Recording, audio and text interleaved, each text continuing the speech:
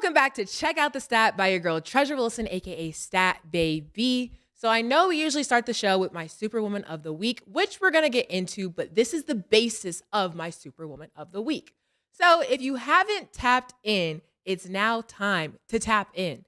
The game of volleyball is having a crazy trajectory this year. The Pro Volleyball Federation just signed a deal with CBS Sports as its first broadcast partner. So if you weren't looking at volleyball games before, now you can see it nationally televised. The NCAA's Women's Volleyball Championship just concluded, and Texas just swept the number 1 seed, Nebraska. Texas claimed its second straight championship, and I can't even explain the tension that has built up in between it. So let's look back at history, right? Texas and Nebraska, this is the third time they have met in the finals, one in 1995, one in 2015, and now in 2023. And they've been going through a lot of stuff here and then and everything in between. People have been trying to call the players classless. They've been saying Texas isn't going to win. Nebraska owns them. The comments have been pretty mean and pretty nasty. So a lot of people were ready to tune in to this game. The volleyball game alone broke a volleyball viewership record of 1.7 million viewers.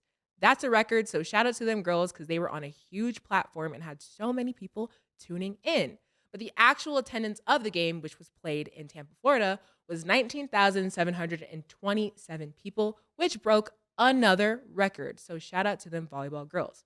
So after Nebraska's loss, there's a lot of shit talking in between. And those girls thought they had in the bag, which at the end of the day, both teams played very hard and very well to make it to this point. But one of Nebraska's players, Harper Murray, said, I think we're going to win 3 national championships the next 3 years in response to their loss, which is a pretty bold statement because, when you just lose, you're usually going to sit back and be like, we're going to reevaluate where the team is going. She said, nope, we're going to win the next 3 championships. And what are y'all going to do about it? So she said what she said, but we'll see who's going to be the champs next year. These girls are very hungry and competitive for a win. And this is that dog we've been saying we wanted to see in younger athletes. And the girls recently have really been bringing it on, not just offline, but also on the court. So when we take a look at the game stats, right? The first set, Texas won. It was a closer game. It was 25-22. But then Texas really breezed by Nebraska. And I think that's why there was so much frustration on Nebraska's end. The second set, Texas won again, 25-14. And the third set, Texas won 25-11. And the game-winning ace was shot by Asjia O'Neal. So rather than me go on and on about the match, I have a very special guest who has a first-hand account. And now she's a 2-time NCAA volleyball champion. And she was the one who hit the walk-off ace that sealed the deal. Introducing Asjia O'Neal. How are you? I'm great. How are you? I'm doing well. So first of all, congrats on everything. You've broken so many records and we're going to get straight into that. And I just want to let you know everybody is really proud of you. So I'm happy to have you here. Thank you so much. Of course. Okay. So before we get into the games and then your collegiate career, I want to kind of start with the background of who you are. Okay. So did you ever play any other sports other than volleyball? And then if you weren't playing volleyball, what sport would you have played? So I did a lot of dance and acting and things like that when I was younger. I played soccer, but I feel like every little kid plays soccer, so I wasn't really serious about it, and I stopped playing after volleyball, and club volleyball is crazy and very time consuming, so that was literally the only thing that I could do with my time.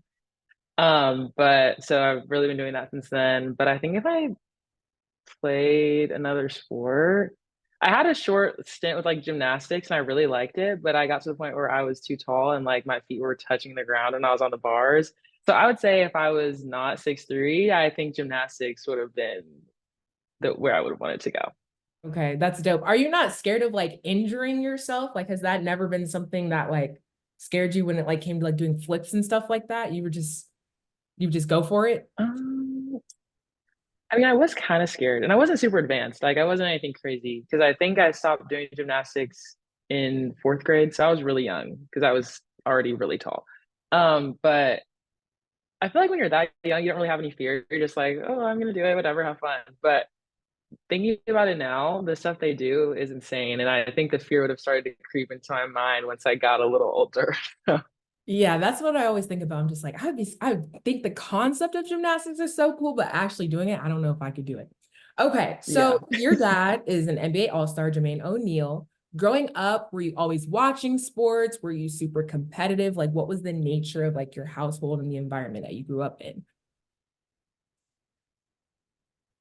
I would say that sports was pretty big in our household. Obviously, my dad played, but I would go to like all of the games that I could go to. I would be up late and like a little kid at the arena waiting for him to be done. So I just loved that, and I loved the competitive environment of sports. And I think my dad really instilled his mindset into me. So from a young age, I was super competitive in everything that I did.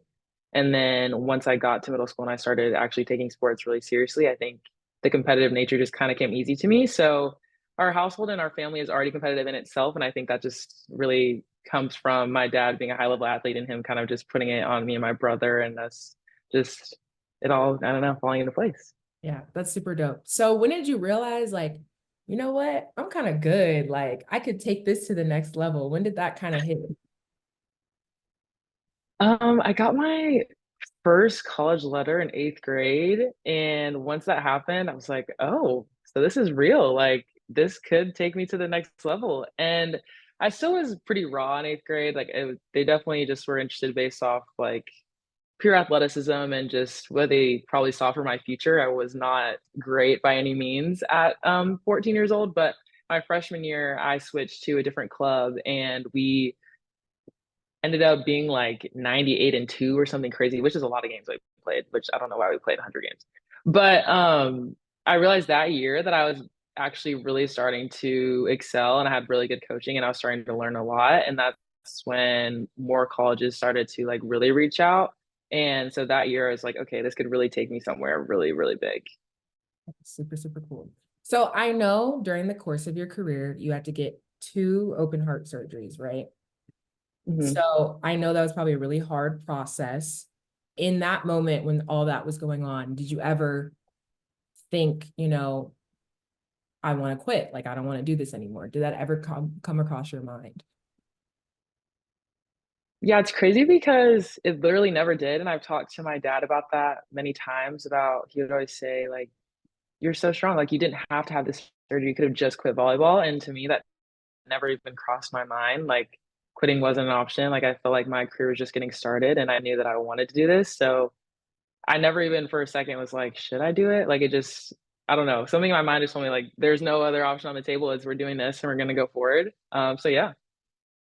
Asia, you got that dog in you. You were a trooper. You said, I'm gonna do it regardless. Like that's the perfect mentality to have. And I'm Likewise. happy that you're safe and everything worked out. So what was the process like kind of leading back to your return? Yeah, so I had my surgery in January of 2020, and then for the first 6 weeks, you can't do any type of physical activity whatsoever. I couldn't even sit in like the front of the car because if the airbag blew up, like it would hit my chest and cause issues. So couldn't carry anything over 10 pounds. I was using like a little motorized wheelchair to drive around campus. So I was really, really limited to what I could do for the first 6 weeks. And then as we know, in March, COVID happened. So right when I got past my 6 weeks and was starting to do like light cardio and like really, really light weightlifting, I got sent home. So it kind of worked out in my favor because I didn't feel like a huge rush to like hurry up and get back. So I was doing stuff at home and continuing to build up my stamina and started to condition more, touch the volleyball a little bit. But at the 3 month mark is when you're allowed to do full on sports and have contact and dive and hit and do all these other things. So the guidelines are basically 6 weeks, no physical activity. At 3 months, you can go back to like contact sports. Got it. Okay. So I'm sure that took kind of a minute to adjust to, but like you did adjust to it. So I also know that the number 7 is important to you. That was your father's number. When you first started playing, did you always have number 7?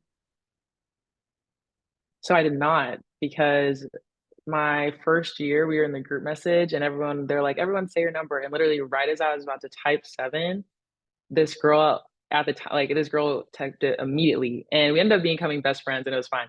But so she literally pressed in right before I did, and I was so mad. So I had to be number 4, which like was kind of random to me. I don't even know why I chose 4. I think that was like the only thing left.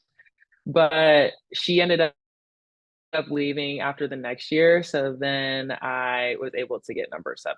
So it all worked out. It's so funny that you said that because I was thinking about that. I'm like, there's no way she was able to snag it that quick. Like, how did that process even go? Because, like, and did you guys have Yeah. a conversation like after the fact, or you just kind of like, it's fine, I'll take 4? Like, how did that kind of go? So I did ask her about it after the fact. And I was like, yeah, girl, I really wanted it, but I feel like that's your number. And I knew that was her number at her previous club that she was at. So I knew she wanted to keep it. But then before I came to Texas, I scoped out the scene to see who had number 7.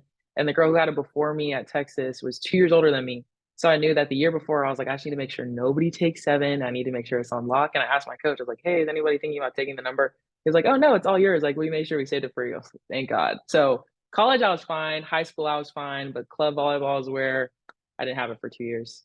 I'm dead. But you eventually got it, so it all works out. But that's a funny story. Okay. So let's get to the game. Obviously, you guys are the champions. Congrats. I know that had to be a very surreal feeling. And you had the walk-off ace. So for those watching, y'all know if you see basketball, something like that, that's like the game-winning shot.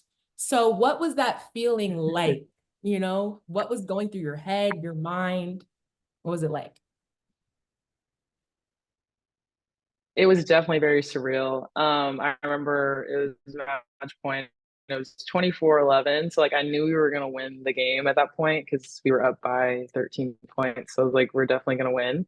But I was like, okay, I still need to put over a good serve. I was like, I really want to ace. Like that'd be so cool. And then once I served the ball and they were not able to pass it, I literally was like, I just fell to the ground and I started crying. And it was so crazy because last year we won on an ace as well, and it was my teammate Kaylee who did it. And I remember telling her that's so iconic. Like you're gonna go down in history with acing somebody on match point. That's so so cool. Like I really love that for you. And then I was able to do it too. So we're both gonna go down in history. We're doing the same thing back to back years. It's really really fun. See, period. And that's super dope. And that's why I said everybody is really happy for you because that's one of those moments that's like, I don't know if you have like a picture of as soon as it hit, but that needs to be framed. Like that's the moment? So super happy for you. So after the win, how It did you is. Yes. celebrate? So this year they moved our game to a Sunday, and because it was an early game, we flew home the same day. So it was honestly like utter chaos the last or a couple hours after the game. Like we had a lot of media and press, and then we went back to the hotel. We got to hang out with our fans and our family for about 2 hours. And then we had to get packed up and get back on the bus to get on the plane. And so we were on the plane, we had our speaker going and we were like blasting music on the plane for the whole like 2 hour flight. So like that was fun. But then we touched down and we do a tower lighting. Like we have a tower here at Austin. So whenever you win, if you win a Big 12 championship, they light it orange. But if you win a national championship, they light it orange. And then the windows in the tower make a 1. So we went to the tower and we did our tower lighting, and there was media and fans. We were taking pictures and all this crazy stuff. So our day of responsibilities really didn't end until like 12:30. So we all hung out after, but then people had to go their separate ways. So people were going on trips and vacation. So we kind of really didn't celebrate like we did in the moment, like on the bus, on the plane, but no like grand celebration. But last year we were able to do more because it was on a Saturday. So I've had both experiences, so I'm fine. I mean, I know you guys, the celebration is in 2023, but maybe y'all can celebrate through 2024 because at that point, y'all are the champs. Right. So y'all can do what you want. That's how I Exactly. Exactly. Okay, so you've made history. You have 2 national titles. You hold the Texas record for total blocks. In 2021, you won the Honda Inspiration Award. So I got to ask, who is your inspiration? Oh, um, I would say just I think I have 2 answers to this question. Like my dad would definitely be one just because he's accomplished all of his successes at the highest level in sports, and I've just seen a lot of his process. Like he was I think year 3 in the league when I was born. So I watched like basically majority of his career, and just being able to see him excel at that high of a level and do it with such grace was really, really fun and cool. And I try to be him as an athlete and a person. But then also I'm a huge LeBron fan. So like I aspire to be like LeBron. Like that's who I like to model my personality after. Like before our last couple of games, I was literally sitting in the locker room like watching LeBron highlights to get me lit, to get me going. So my dad and LeBron, those are my two. See, that's lit. So, I mean, aside from your dad, LeBron is your GOAT.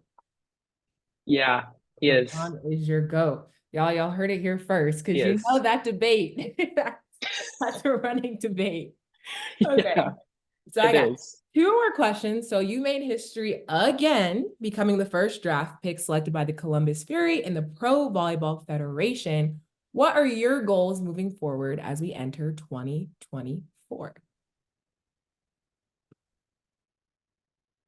So my first goal is I really want this inaugural year of the pro team to be incredible. Like I want to do really well. I want our team to win. And then after this pro season, I'm gonna be in the national team gym, and they have BNL, which is like uh it's for world rankings. Basically, it's a tournament. It's like a 2-month tournament that goes for your world rankings. And then I'm going to be working for that roster spot for the Paris 2024 Olympics. So there's a lot of goals in there. I'm trying to be the best middle blocker in the world, and I'm trying to make it on that Paris roster and hopefully bring our country back a gold medal.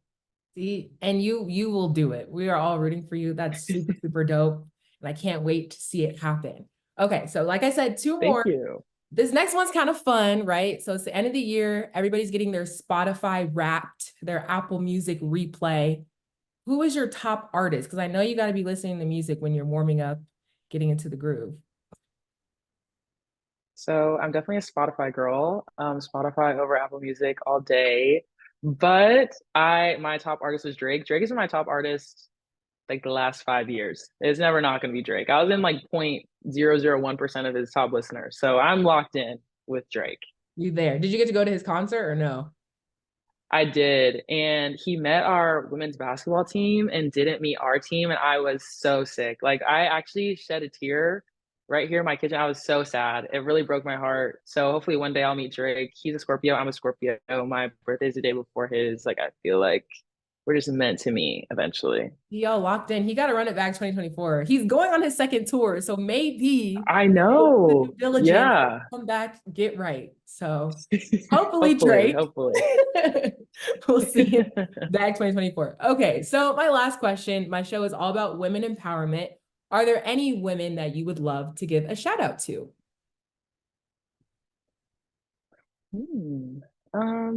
This is very cliche, but I would like to say my mom. I feel like with Texas volleyball, NCAA volleyball, just in general, everyone always talks about my dad, and like the camera always shows my dad, and they're like, "Oh, they have such a great relationship, a great bond. Like they're both athletes," and obviously that's true. But my mom is honestly my rock. Like I would not be the woman that I am today, or the person I am today, without my mom. She was the one who was running around all the little club tournaments and club practices and trying to figure out where's my jersey, where's this, where's that. Like moms are um so underrated. I feel like our moms do so much for us, and I have such a close bond with her, and we literally are best friends. I call her 30,000 times a day.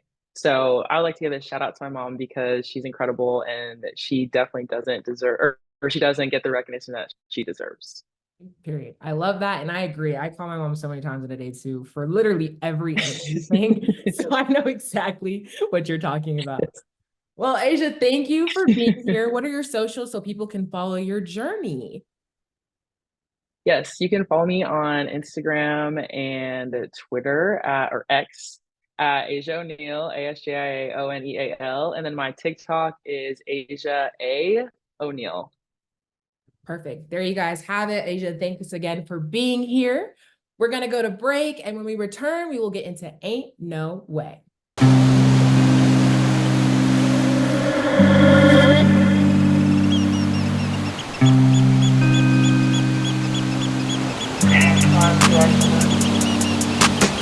She called this thing about toxic.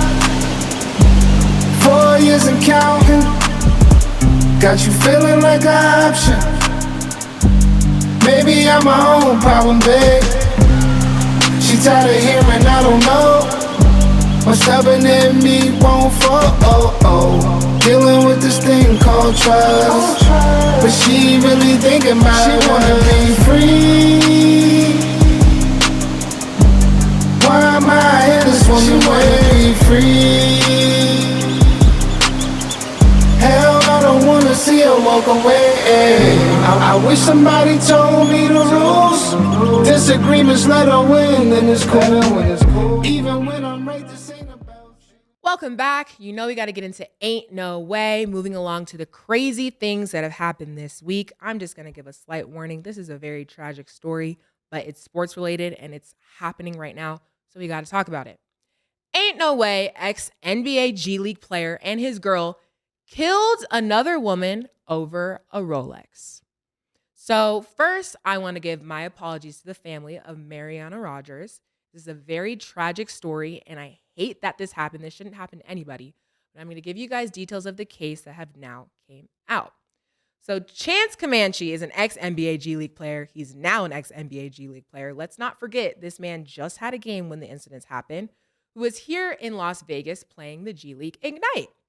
While he was in town, him and his 19-year-old ex-girlfriend, mind you, the two are not even together, Sakari Harden, plotted to kill her friend. But what's crazier is that after the arrest, Chance confessed to all of it. So the case details that the girl, Mariana, and Sakari, had an argument over a stolen Rolex, and that the victim may or may not have snitched on her boyfriend for a murder case that happened in California. So basically, I guess they met up. I don't know if Chance revealed these details. I don't think Sakari confessed to anything. There is an argument. So one part of it was the Rolex, which is also stupid. Second part of it was she felt like she was talking up about a case she didn't want to talk. She didn't want her to talk up about, which is also stupid. So the case happened a good 2 weeks ago, and she had traveled from Washington to Vegas to meet up with her friend because at the end of the day, these two girls were friends. The case states that she came with the intent to engage in a sexual act. So a lot of the stories that I read have said that she promised her that they were going on a double date, but then the case reveals that it was for a sex act. Either way, the outcome that happened should never happen to anybody and should not have happened. So they originally wanted to hire a hitman to get the deed done, but failed to do so, so they did it themselves. So that's when Sakari called her ex-man, Chance, and they figured out a way to plot to kill her. So they lured her away from her friends. He admitted to strangling her with an HDMI cord, and Harden choked her, and then they threw her in a ditch.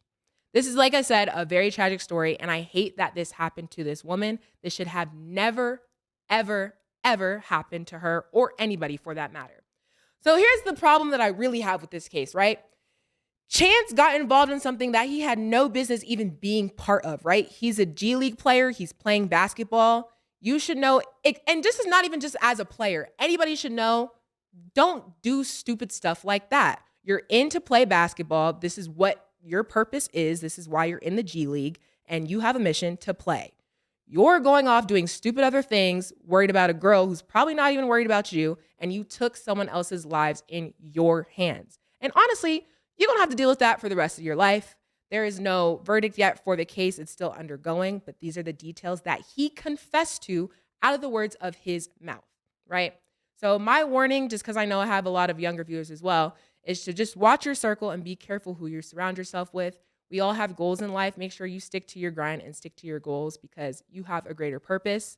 This is something that I shouldn't even have to relay a message to because everybody should have goals and want to be able to reach those goals. So the fact that you're even thinking, plotting, or even willing to do something out of line of your purpose is crazy.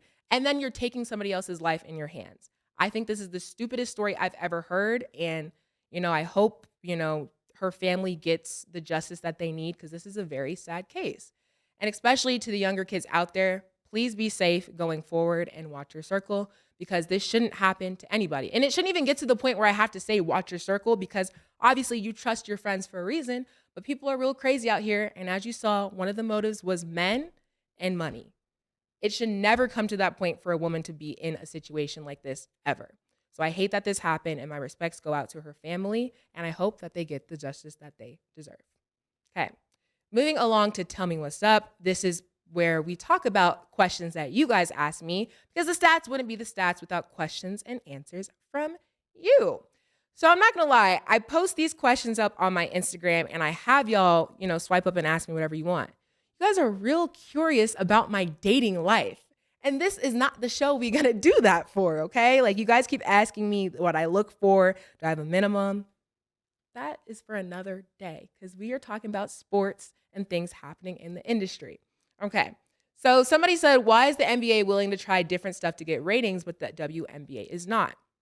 I don't think that the WNBA is not trying innovative ways to get people engaged. I mean, as we know, the Aces just won their championship, and that was splurged everywhere. They had collab accounts promoting their win. They had a lot of Twitter posts, a lot of post-game interviews, did some traveling, and even did a lot of like night show interviews and stuff like that. The engagement has to come from more viewers. I don't understand why we're at this point, and I think it's getting a lot better where people are tuning more into women's sports. But that's kind of my focal point here, because I think that they should get more recognition. These girls are working their asses off, right? And they're playing so hard. That's why I mentioned the volleyball tournament earlier. There's a lot of tension because they're working for a championship. But the viewers have to take the time to make sure that they're looking at other sports. I know we have football and I know we have NBA forever, but like, if you really look at these stories, these girls have a lot on the line and they have a lot to prove. And it's all entertainment. I feel like if you enjoy watching sports, you might as well tap into other sports. But I could see in the future there being more collabs. I know that there is a quote of some analysts saying that he would like to see a WNBA player, have a matchup against high school men's basketball students. And my thing is, why would you try them like that? These girls are good. Maybe you might not see them, street balling and doing, random things outside, but on the court, they deliver, and they deliver every single time, especially on TV. People just have to take the time to tap in and see other sports. But I think it's a process, and I think a lot more people are starting to tune into women's sports, but it's definitely going to be a journey, and this is why I highlight it here. Okay, when did you first know you wanted to get into sports for real? So obviously I went to school for journalism, and I started, hosting sports shows at my school. It was a lot of sports at the collegiate level, but I've always been interested in like NFL, NBA, other sectors of sports, just because, I think it's interesting, just as much as collegiate sports are interesting as well. But I kind of wanted to branch out. At first, I actually was interested in politics.